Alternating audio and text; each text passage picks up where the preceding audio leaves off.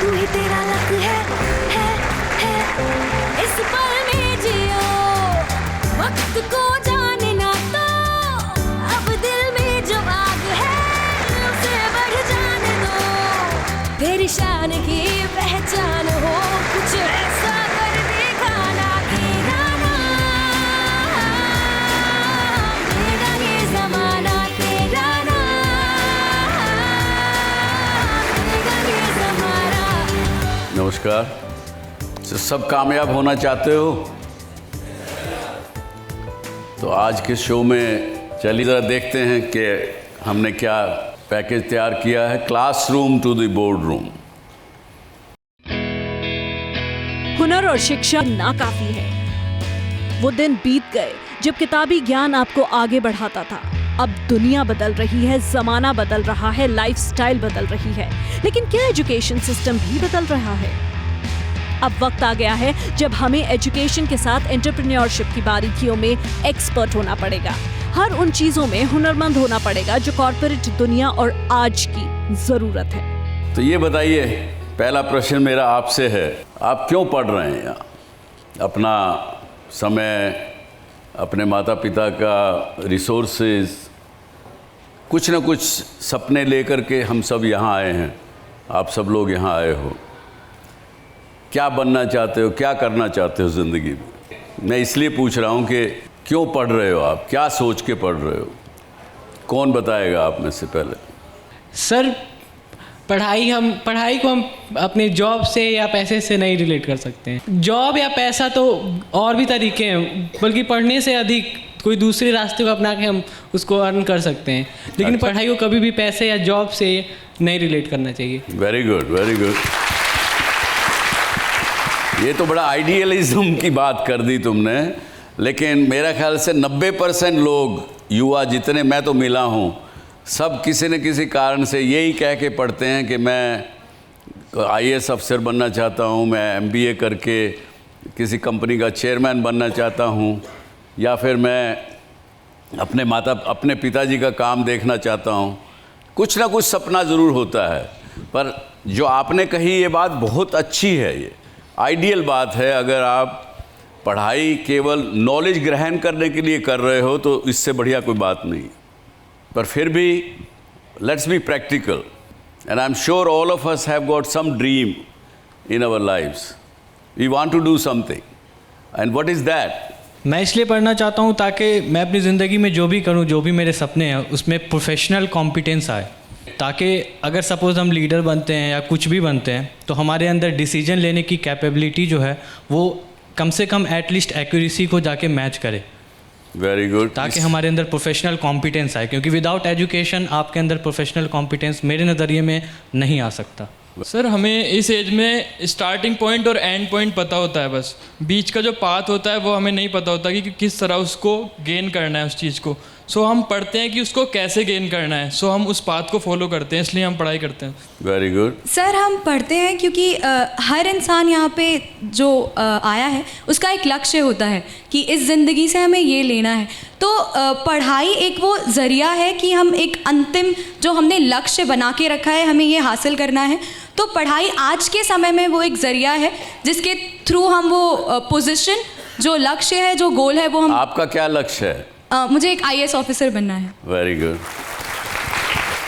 हाँ सर, मेरा मानना ये है कि जो हम पढ़ाई करते हैं सर, हर मनुष्य का सर एक कुछ ना कुछ व्यक्तिगत उद्देश्य होता है सर, जिसको लेके वो पढ़ता है। हम भी उसी उद्देश्य को लेके यहाँ पे आए हैं सर। लेकिन अगर हम बहुआयामी दृष्टिकोण से अगर देखें तो पढ़ाई जो हम करते हैं सर, उसके आगे पीछे कई सारी चीज़ें जुड़ी होती हैं। सामाजिक उत्तरदायित्व होते हैं सर, कुछ राजनीतिक उत्तरदायित्व होते हैं। कुल मिला के सर समाज और राजनीति को भी एक युवा वर्ग जो अब हम जो पढ़ाई कर रहे हैं उसका उद्देश्य उस चीज़ से भी जुड़ा हुआ है। तुम चुनाव में तो नहीं खड़े हो रहे अभी? नहीं सर, चुनाव में खड़ा नहीं हो रहा सर, लेकिन एक वो भी सर हमको सोचना पड़ेगा सर। चुनाव की जो प्रणाली है उस पर विचार मंथन चिंतन करने की जो प्रक्रिया है उसको अमल में छात्र वर्ग और युवा वर्ग को ही लाना पड़ेगा सर। वेरी गुड जी। सर, वैसे तो कुछ भी कहो, बस मेन टारगेट होता है कि हम अपने सपने ही पूरे करने के लिए पढ़ते हैं, और बाकी इधर पर्सनल लाइफ को हम ज़्यादा महत्व देते हैं। करते तो हम देश की भी बात है, लेकिन पर्सनल लाइफ को ही हम ज़्यादा महत्व देते हैं। कन्फ्यूजन है, Yes, sir. कहीं ना कहीं कुछ कंफ्यूजन है ना? मेरे विचार से ये है कि शिक्षा ही एक ऐसा माध्यम है जिसके द्वारा हम व्यक्तिगत और सामाजिक स्तर पे सुधार ला सकते हैं। सर, हम जब आसपास देखते हैं, अपना इतिहास भी उठा के देखें तो कई सारे ऐसे व्यक्तित्व हैं जिन्होंने पढ़ लिख के कितनी ही कुरीतियों को मिटाने का काम किया है। सर, हम अपने व्यक्तिगत स्तर पे या फिर सामाजिक स्तर पे अगर कोई बहुत बड़ा बदलाव लाना चाहते हैं तो इसके लिए शिक्षा सबसे उचित माध्यम है मेरे हिसाब से। बहुत अच्छा, बहुत अच्छा। ये सब बातें जो मुझे सुनने को मिल रही है ना, मैं ये कहता हूँ कि ये आपकी इंस्टीट्यूशन का कमाल है, इस हंसराज इंस्टीट्यूशन का या डीएवी इंस्टीट्यूशन का। नहीं तो इस प्रकार की बातें मैं बहुत इंस्टीट्यूशन में जाता हूँ, सुनने को नहीं मिलती हैं आज के दिन में। हर एक आदमी अपनी अपनी बात, अपने सेल्फ सेंट्रिक बात करता है। चलो, आपको साधुवाद, सबको बहुत बहुत बधाई। सर, मेरे हिसाब से हम इसीलिए पढ़ते हैं कि कहीं रोज़गार मिल जाए, एक अच्छी सी जॉब मिल जाए। नॉलेज की बात रही तो सर, नॉलेज तो हम घर पे बैठ के बुक्स में भी पढ़ सकते हैं, उसके लिए कॉलेज आने की ज़रूरत नहीं है। बहुत ईमानदारी की बात की उसने, बड़ा अच्छी बात की। हम पढ़ाई इसलिए करते हैं कि वर्तमान पीढ़ी में शिक्षा ही एक ऐसा माध्यम है जिसकी सहायता से दुनिया की हर समस्याओं से हम सामना कर सकते हैं। बहुत अच्छी बात, वेरी गुड। सर, शिक्षा का संबंध ज्ञान से और ज्ञान का संबंध विवेक से, ये तीनों शब्द एक पंक्ति में खड़े होते हैं। तो जिस प्रकार हम शिक्षा से ज्ञान और विवेक दोनों प्राप्त कर सकते हैं, तो आजकल के सोसाइटी में जो हाई प्रोफाइल सोसाइटी हो चुकी है, उसमें हम बैठने उठने के काबिल हो सके, इसलिए हम शिक्षा प्राप्त करते हैं। तो समाज में बैठने उठने के काबिल हो सके, इसके लिए करते हैं? जी सर, क्योंकि आजकल अनपढ़ों के लिए कोई जगह नहीं है, उन्हें धुतकार कर हटा दिया। ये तो बात ठीक नहीं है भाई। कहीं ना कहीं ऐसा समाज भी मिल जाएगा, ऐसे लोग भी मिल जाएंगे जहाँ कोई पढ़ाई लिखाई की आवश्यकता नहीं है। किसान हैं, मजदूर हैं, उनके साथ बैठिए, उनके साथ बातचीत करिए, अपना असल जो विवेक है उसको इस्तेमाल करिए, पढ़ाई की कोई आवश्यकता नहीं। मैं तो किसान का ही बेटा हूँ, लेकिन मुझे लगता है कि सर जब तक मैं पढ़ूंगा नहीं, अच्छी जॉब नहीं मिलेगी। और यही है, ये एक हमारे देश की समस्या है, क्योंकि किसान का बेटा अगर किसान के काम नहीं करेगा तो कौन करेगा? ये एक दुर्भाग्य की बात है। सर, आजकल की प्रॉब्लम ये है कि हमारा जिस फील्ड में इंटरेस्ट होता है, हम ये उस फील्ड में इसलिए नहीं जाते या सोचकर कि उस फील्ड में पे स्केल कम है या फिर हमारी मॉनेटरी नीड्स नहीं फुलफ़िल हो सकती, इसलिए मुझे लगता है मजबूरी में हम वो करते हैं जिसमें हमारा इंटरेस्ट नहीं है। मजबूरी है। देखिए, ये बात भी उसने सही बताई और ईमानदारी पूर्वक बताई। तो चलिए, जितनी भी बातें आपने से सुनी हमने, उसका निचोड़ क्या निकलता है कि हम सब कामयाब होना चाहते हैं, है कि नहीं? एक तो सब कामयाब होना चाहते हैं, लेकिन साथ में हमें डर है एक अननोन का कि क्या होगा, जो मेरा सपना है, जो मैं बनना चाहता हूँ या बनना चाहती हूँ, वो नहीं हुआ तो क्या? उस चीज़ का डर है। क्यों, है कि नहीं? तो इसलिए कन्फ्यूजन है। एक बात गांठ बांध लीजिए, आगे के लिए, हमेशा के लिए काम आएगी, कि जब तक always it seems that everything is impossible until it is done.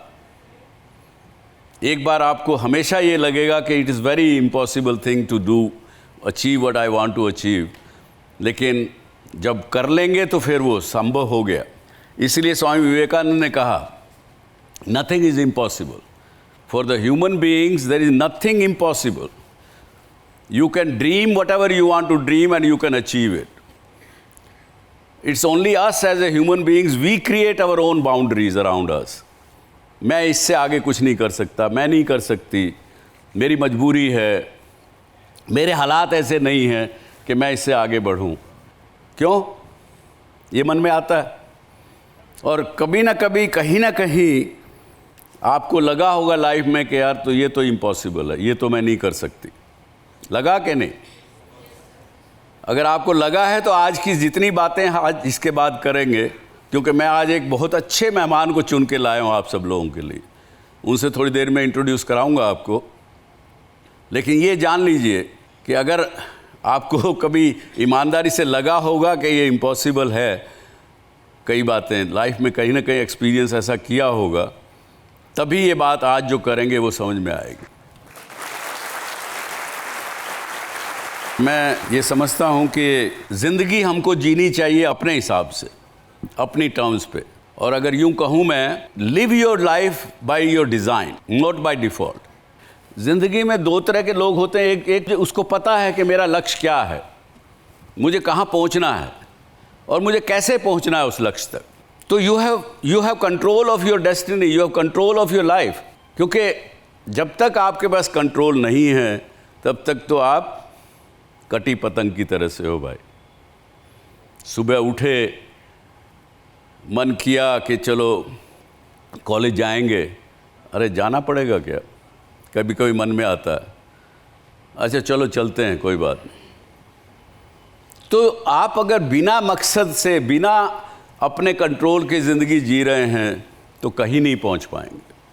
और ज़िंदगी को अगर अपने हिसाब से डिज़ाइन करना है, अपने हिसाब से यदि जीना है, क्योंकि वो करेंगे तभी कामयाब होंगे, उसके बिना सक्सेस नहीं मिलेगी।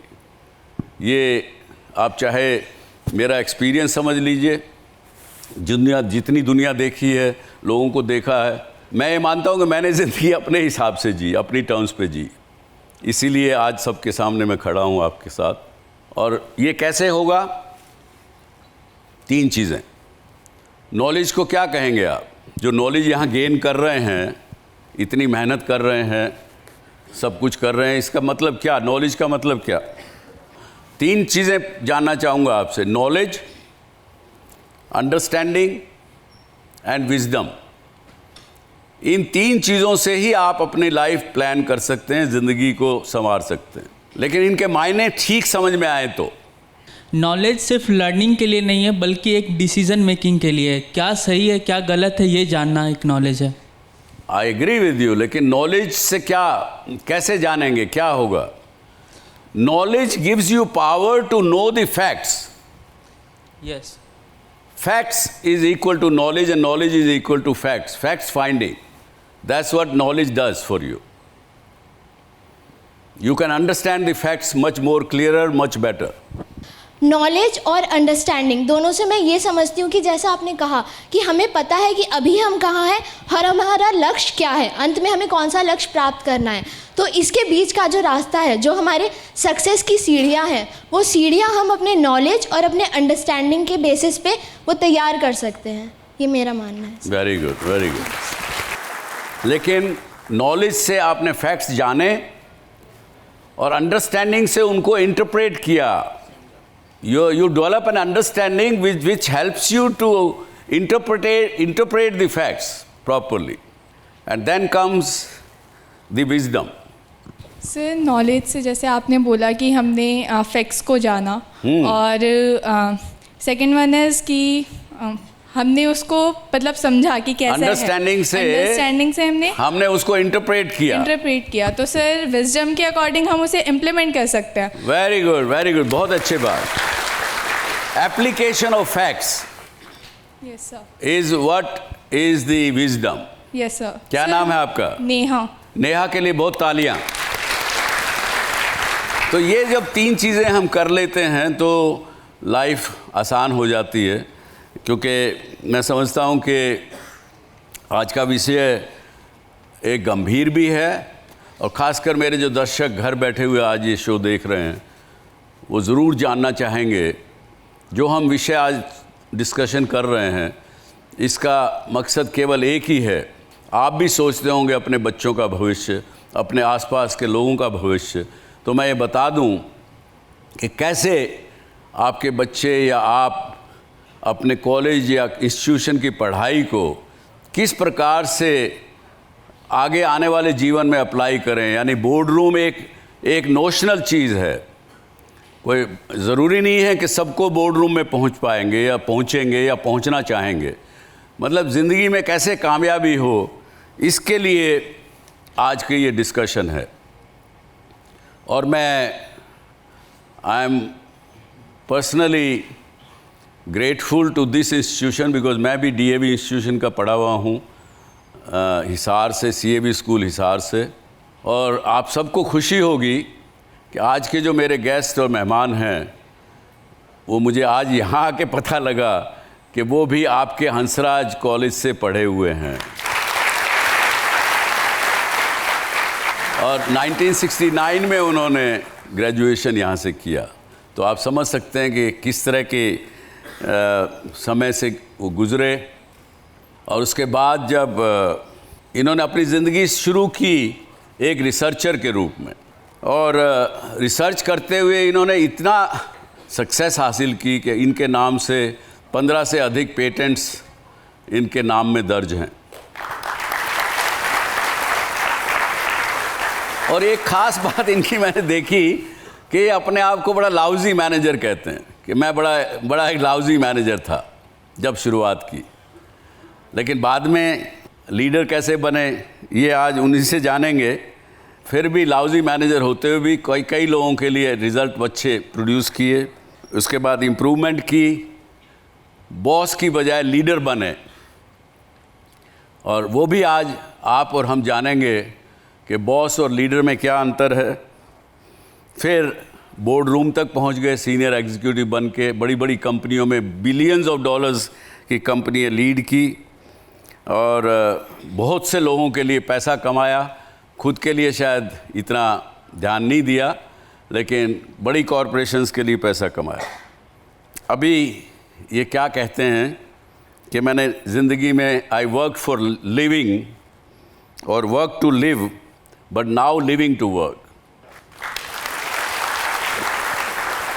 He is currently the CEO of SEMI, president, and he loves to contribute until, he says, till my last breath.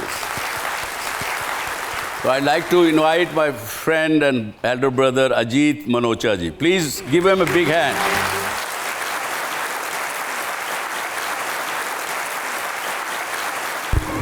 Really, I'm grateful that you could take time. Thank you. And all the way from the San Francisco to this place to interact with young minds. They would definitely benefit with your experiences. And also my viewers and lakhs and millions of viewers sitting at home will benefit out of it. आपका ये नाम अजीत, ये मुझे mystery समझ में नहीं आई। ये आपने इस प्रकार से मेरे लोगों ने लिखा, इसके मायने क्या? How to understand what does it mean? कोई बताना चाहेगा अजीत के माने क्या? जो कभी नहीं हारता है। जो कभी नहीं हारता। Very good. चलिए तो चलिए, उन्होंने बताया, अब आप बताइए। नहीं, मैं तो ज़िंदगी में हारा हूँ कई बार, मैं आज भी हारा हूँ। जो आपसे सुने, जो क्वेश्चनों के आंसर आपने दिए हैं, I don't think when I was student I could answer that clearly. I left India 44 years ago, living in US for 44 years, of which 16 years in Europe, Netherlands and Spain. And you know, different countries, they could not pronounce my name right. In America, they still call me Ajit, Ajit. Nobody can pronounce Ajit the way we pronounce in Hindi. And of course, Manocha, last name, they call it Manokha, and different pronunciation, but that's okay. You know, we all parts of different fabrics.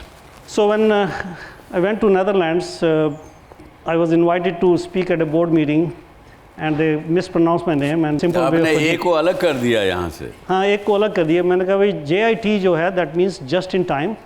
For any manufacturing operation, just in time is the just most. In time. The most. JIT. And so part of my professional journey has been running the worldwide manufacturing operations. So just in time was very appropriate. I gave credit to my parents that they had the wisdom that our son will be once in manufacturing and he should know just in time. And A stands for always. ये तो almost लिखा पहले, आप पहले almost से journey शुरू की है आपने। मैंने कहा I'm a human being. I'm not always right. So almost is the right name for me. Almost just in time. And one of the board members who was sitting in the room, he got very unhappy with that. He said, I don't like it at all. Yeah. It should be absolutely just in time. Oh, absolutely just in time. Very good. And I made a comment to that board member, well, when I can justify that name, I will probably be in the boardroom. And in the end, were there. Very good. बहुत अच्छा. Thank you very much for decoding this for me.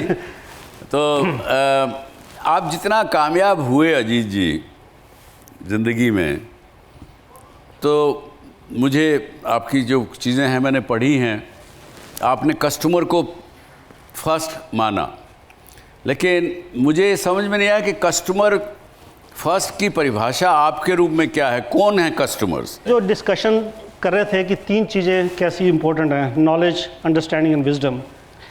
So and the knowledge that getting some facts together, and most of the time we feel that we don't know what we're doing, and I found that a lot of people know that they want to be successful, that fear of failure. So people come to the corporate world and you just start your entry level job and you just do what your supervisor or boss tells you to do, but you don't know why you're doing what you're doing. So in my view, any business, no matter which business you talk about, there's always a customer there. If the customer is not there, the business has no meaning. Customers buys your products or services, you get paid, you invest more, innovate more, and grow your business. That's the business success. But you as a contributor to the company or whichever profession you go in, first you need to know who is your customer.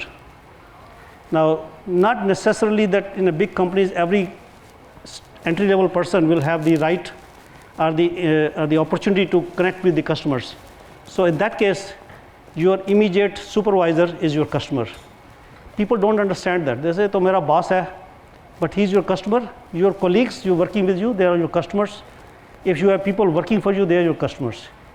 Start with that definition. आपके employee भी आपके customer. आपके employees भी your customers. Junior भी और senior भी, because they are watching what you're doing when you're entry level role. They are actually telling, "I like this person. He or she is doing a good job. He or she is asking questions. He or she is understanding what we're doing, and he or she is trying to solve the problems for the company." That's the customer is right is within you, around you, and people are generally confused. Just like you're confused in the college, you go to entry level job, you're still confused. तो जब आप जाएं कभी भी किसी company में किसी उसमें, तो कस्टमर कोई आपका ग्राहक ही केवल आपका कस्टमर नहीं है. आपके आसपास भी जो लोग हैं जिनसे आप इंटरेक्ट कर रहे हो, चाहे वो आपसे जूनियर है, सीनियर है, वो भी आपके कस्टमर हैं किसी न किसी रूप से. आप कहीं ना कहीं उनसे इंटरेक्ट कर रहे हैं. अजीत जी, कस्टमर जनरली क्या मांगता है, क्या डिमांड करता है? You know, every customer wants fresh technology, fresh prices, fresh product. Actually, the word fresh means lower cost, lower prices. Nobody is happy for you increase the prices and you want the new technology. Look at your smartphones. You all want the next phone which has more functionality from the previous one, right? So the knowledge in the companies for the people like you, what you are experiencing with the products you have in your hand, the companies have to understand what the mass scale people want, and basically every customer asks for fresh process, fresh product, fresh prices, and fresh technology. Means much better products and cheaper. किस process से ये सब achieve किया जा सकता है? You know, when you come in corporate entry level jobs, you go to the next level as a manager for few people. I told when I started in an entry level job in Bell Labs used to be the best and the biggest research institute in the world, and I was fortunate to get job there. And you know, I was the only job of the Bell Labs was to make patents, inventions. So we had, and our KPI was make 1 patent a day for Bell Labs. So that means you have to file 5 to 10 applications, and only 4 or 5 will get approved. That's the way it works. So I became the manager, or the first level manager, and people were working for me. And I used to come in every day, "John, try this idea. Bill, try this idea." Next day I'll say, "Have you done this?" And because of the fear, they will actually do what I tell them. And of course, we filed a lot of patent applications. And I said, "You guys, we must be happy." The answer was, "No, we are not. Because we did everything what you told us. These were your ideas, not our ideas." And that's when I learned the term micromanager. Oh, that is where the difference between the boss and leader come. So, क्या अजीत जी, difference between boss and leader क्या फर्क होता है? It's very simple. Leader is the one who inspires people and sets the vision and helps people to even if you make mistakes, help you to correct your mistakes, give the opportunity to learn from the mistakes. But in case of boss, it's like mafia. I mean, basically, you say, Johnny, you go kill Bill at 1 o'clock and get the money. You know, जैसे India में जैसे बोलते हैं कि सुपारी. And if you deliver, fine, otherwise you get fired yourself. But there's no negotiation with the boss. In fact, my view is that you can negotiate with the terrorist, but you cannot negotiate with the boss. My God, ये सच की बात है. मुझे लगता है मुझे इससे सीखना पड़ेगा. I am something like that. Anit, is it? I think Anit is a colleague of mine who is working with me, so and he's a great I was leader. asking him. Otherwise, I won't be standing next to him. अच्छा, आपने अजीत जी बहुत से मुल्कों में काम किया. Europe में किया, यूएसए में किया, मिडल ईस्ट में भी किया. कोई आपको ये फ़र्क नज़र आया कि डिफरेंट कल्चर्स में डिफरेंट कोई ट्रेड, डिफरेंट हम भारतीय किस तरह से आपको लगता है बाहर से जब आप देखते हैं या और कंट्रीज़ में देखते हैं तो क्या कहेंगे? Actually, that's a very important experience of my life. Especially, I worked in Europe and I had operation in 20 countries around the world. So I dealt with many cultures in Europe. And the problem is that if you cannot really go tell people to change your culture.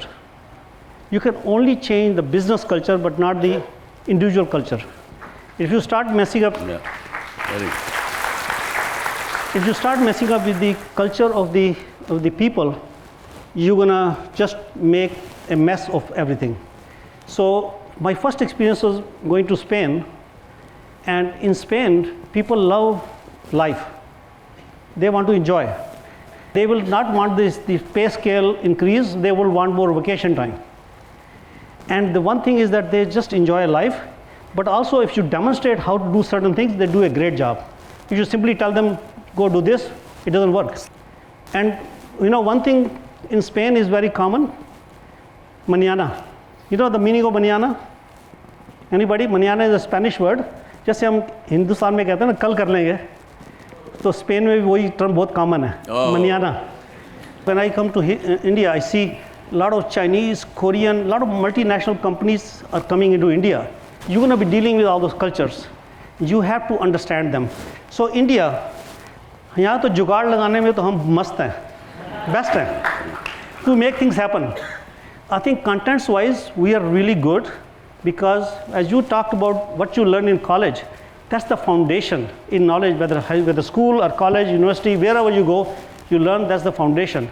So the contents wise we are generally very good, but our packaging is not very good. Actually, packaging in general in India is very bad. हम लोग शरीफ आदमी हैं, जरा अपने आप के बारे में ज़्यादा नहीं दिखाते मसज अपनी, यही बात है और कुछ नहीं है. And USA, we are humble. But again, all these comments are, you cannot generalize and say Ajit Manocha said this. These are just general observations. So USA, I mean, people are very good in marketing things. They can really tell a lot of things in a very impressive way. But not always contents are as strong as we in India we can make. So these are the subtle differences. In Holland, people are very structured. If the meeting has to start at 12 o'clock, it will start at 12 o'clock, नहीं कि 12:01 पे शुरू हो रही है. And they are very process oriented. But if the time for a cigarette break or a lunch break, they are going out. So productivity, not the best. I lived in Holland for 13 years. And then just few entertaining or amusing parts. In Holland, people want rules so they can break them. Somewhat like India. Somewhat like France, people want rules so they can debate them. In Italy, everything is allowed, especially if it is forbidden. My God. In UK, everything is allowed unless forbidden.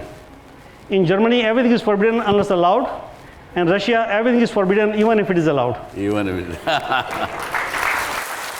वो शायर लुधियानवी अपना एक गज़ल लिखता है ना कि सीने में जलन आँखों में तूफान सा क्यों है, इस शहर में हर शख्स परेशान सा क्यों है. क्यों है ये बात?